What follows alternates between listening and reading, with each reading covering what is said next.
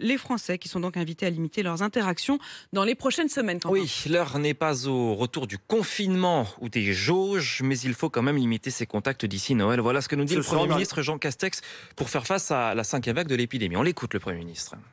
Les entreprises, les pots de départ, les moments festifs de fin d'année, ça peut être à la maison, un grand dîner entre amis, une pendaison de crémaillère, etc. Jusqu'aux fêtes de fin d'année, on lève le pied, on arrête, on se protège et on protège ainsi notre capacité à profiter de Noël.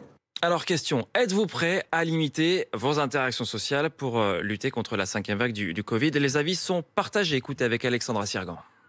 Réduire à nouveau les interactions sociales, oui, mais pas trop pour ces Français. Je suis prête à réduire mes rencontres et mes liens sociaux.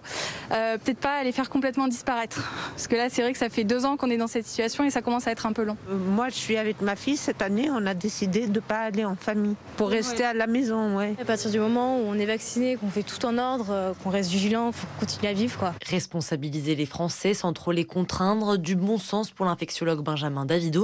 Mais selon le médecin, il aurait fallu aller un peu plus loin. Ce qui est étonnant, c'est qu'il n'y a pas eu du tout d'annonce par rapport aux jauges, que ce soit les spectacles, les cinémas, les attroupements, pour en réalité diminuer le nombre de gens qui vont se rendre à un événement, à un endroit, à un moment donné. Et donc il faut que chacun fasse un effort collectif, y compris les vaccinés, pour réduire cette circulation du virus qui malheureusement est très importante actuellement. Le gouvernement a également annoncé la fermeture des boîtes de nuit jusqu'à début janvier, de quoi forcer les jeunes à lever un peu le pied avant les vacances de Noël.